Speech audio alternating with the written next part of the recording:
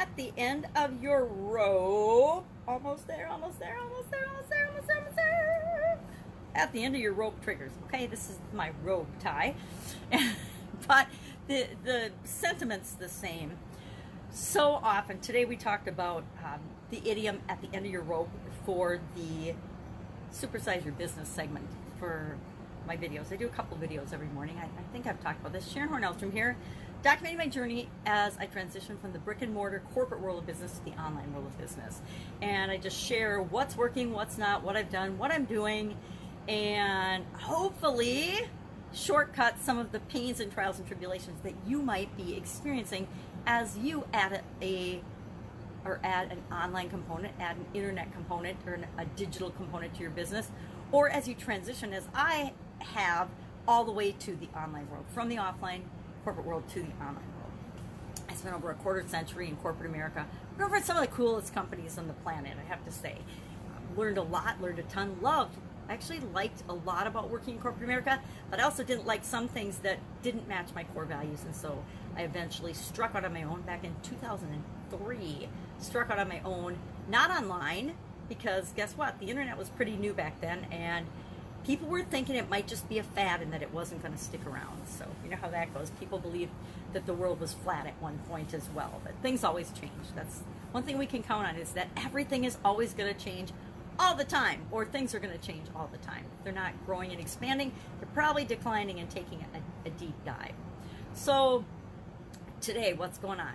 Get Up and Go Challenge, day 24, talking about the Owen soap, right? We're going to continue to go over and over in a 40-day challenge, the framework, the how to deal with challenges and change and obstacles and failures and road bumps and roadblocks and anything that can get in your way, or anything that surprises you in a way that you didn't expect. How do you deal with that? What do you do?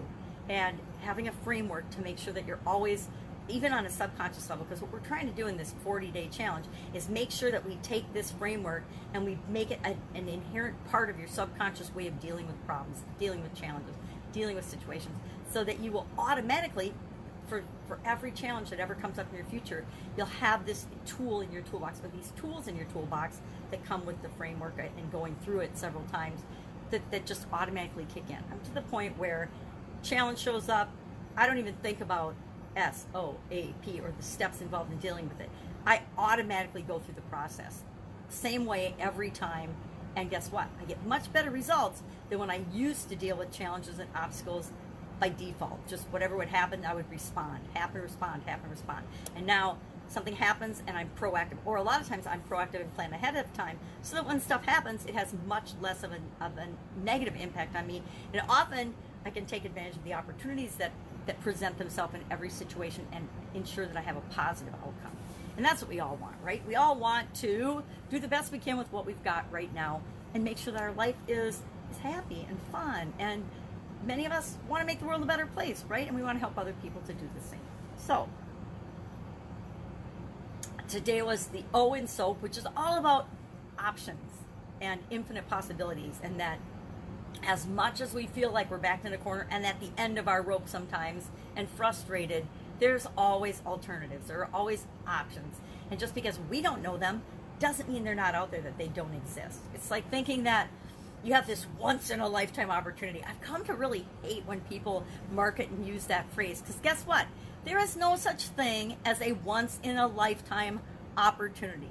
Each one of us will be faced with and have the opportunity to experience lots of once-in-a-lifetime opportunities, lots of opportunities. But guess what? We won't seize those opportunities unless we're ready for that particular opportunity. But guess what? It's not like there's only ever going to be one in your life. There's going to be millions and millions and hundreds of thousands, but we have to be open to seeing them. And then we have to be ready, not only open to seeing them, but also ready to experience them. Actually, our experiences are all pretty much opportunities, aren't they? Opportunities to grow, opportunities to show up, opportunities to be a better version of ourselves. So I guess that could all go down to, how do you define an opportunity? And that's up to you too, because we get to decide what everything means. We get to decide what soap means to us, right? We get to decide what unicorns, I have so many fun things by me, what unicorns mean to us. What is a unicorn, right? What does that mean to you? It might not mean anything to you. Didn't mean much to me until my granddaughter. Unicorns weren't big when my kids were growing up. I don't even know if we hardly ever talked about unicorns. Now they're everywhere. And I bet she's got 20 little unicorns or 20 different stuffed unicorns and things, because unicorns are a big thing. So what does that mean to her? What does it mean to me now versus what it meant to me, when my kids were growing up? Pretty much nothing. And now, I bet we talk about unicorns every day that I'm with my granddaughter. At least in some way, shape, or form, the topic of a unicorn will come up. Which is really, I'm laughing now because I'm thinking about that. I mean, if I would have thought that I'd be talking about unicorns, at least 5 days a week in my 60s, or as I've turned 60 this year, I would tell somebody, "Oh, you're crazy. That's ridiculous. I'm never going to be talking about unicorns." Yet here I am, spending a minute talking about unicorns. So, unicorns. Get Up and Go challenge, 40-day challenge. Again, was challenged by a group of entrepreneurs that I'm a part of. It's over 150,000 of us to do our own personal 40-day challenge. And I, for decades now, have been doing challenges. And if I am personally doing a challenge, I'm bringing people along with me. Why? It's a lot more fun. It's a lot more fun to do a challenge with other people than to do it by yourself. It's a lot more fun and educational and a better experience, or a more profound experience, to do just about anything with other people than it is with just ourselves. But there's also time when we need to just focus on and really pull in and do the work we need to do on ourselves, by ourselves, right? Because nobody can do it for us. Fun challenge today was about drawing us with our superpower from yesterday. Yesterday we got to pick whatever superpower we would want for fun, and then today we drew a picture of ourselves with or using that superpower. So me, since my superpower was teleportation, I just drew a box and a plain piece of paper and said, I already teleported somewhere, so I'm not here. That was my way of getting out of having to do a drawing. Aren't we creative beings? Oh, yes. At the end of your rope was the idiom that we talked about today.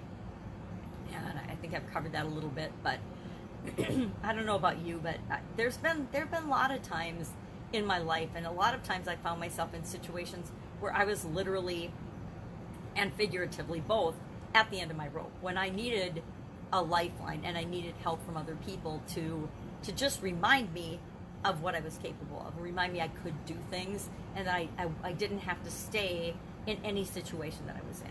Now, sometimes people will send us messages for years and we still won't listen until the point at which we decide. We never listen, we never hear, we never see until we decide to be open to it, until we decide we're going to see something. And I can think of that in personal examples of jobs and roles I've been in businesses I've been running, in relationships that I've been involved in, when other people outside of us can sometimes see things that we're not allowing ourselves to see. But that's part of our journey as well. That's part of our experience in our life to deal with those tough situations, to deal with those challenges, to figure out what it takes for us to be able to see what is right for us, what is usually clearly right in front of our face, yet we don't seize it, or because we don't seize it.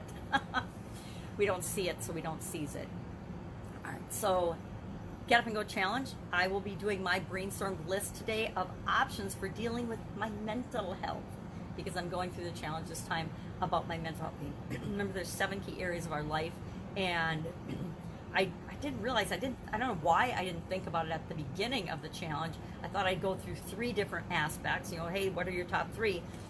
But then I realized, guess what? There's plenty of time in a 40-day challenge to go through every single one of them. And it's as good for me as it is for the people going through the challenge to see me go through each of the areas and aspects of my life, especially the ones that are a little tougher for me. The relationship ones, a little tough for me to be open and honest about, because I feel like I still beat myself up for being divorced, for feeling like I was a failure as a marriage partner, as a wife, right? I wasn't awesome. If I was awesome, and even if I was awesome, sometimes you're not married to the right person, and it's not going to work no matter what you do. So relationships, that's kind of a tough area for me to talk about and work on. And then I've had some really bungled bad partnerships in business. Those are not fun to talk about, but guess what? If I can save one person from getting in business with the wrong person, forming the wrong partnership, it is totally worth sharing my painful, horrible, unbelievable experience with a bad business partner. And, same with my marriage. If me sharing my experience can help somebody to know when to get out and when to make a change in their life and their relationship, guess what? Ask me, I'll share that story. Otherwise, I pretty much don't, because it's none of anybody's business, right? We don't like to talk about the things that we suck at. We're all gung-ho about talking about the things we're good at, and we're not so good about talking about the things that have been painful, the things that we've experienced that hurt us and hurt us at a very core level. I mean, nobody wants to talk about their broken heart. Maybe some people do, but I don't want to talk about it. I very rarely talk about chronic pain, although I feel driven to help people with chronic pain. But I don't want to talk about it because I don't want to go back there. I don't want to be living my life through the filter of massive chronic pain. Doesn't mean I still don't feel pain. I still have pain every day, but I don't let that define me. I don't let that color every aspect of my life.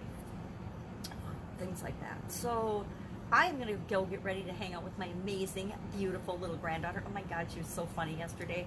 We went to the park with large gloves on because we only had large gloves with my son. But they've opened the playground equipment so you can play with it now and you can play on it. So watching her climb the rocks and things with these gloves on and swinging the monkey bars. And she even got me to go down a fire pole, which I got to tell you, that was embarrassing because the gloves got stuck and ripped at the top of the pole because I was hanging on for dear life. I'm not much of one to jump down or off of high places. I don't know, I still have a fear of that. It's probably because I fell in a jungle gym off on my head when I was a little girl. I was hanging upside down and I slipped and fell and hit my head, of course, so that kind of stills with me.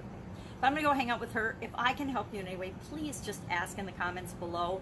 Working on some fun projects. I've moved out of the, I got to do this, and I totally am going against everybody's doing this, so I'm not going to. And it's kind of my new philosophy is if everybody's doing this, I am definitely not doing it. I'm going to do it my way because I've pretty much always done stuff my way.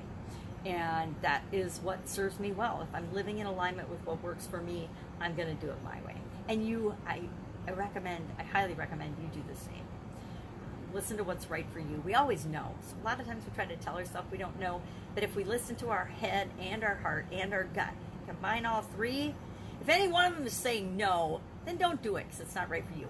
But when all three of them are saying yes, that is the direction that you want to go in. Right? Have an awesome day. Again, if I can help you, ask in the comments below. Otherwise, I'll be with you tomorrow. Bye.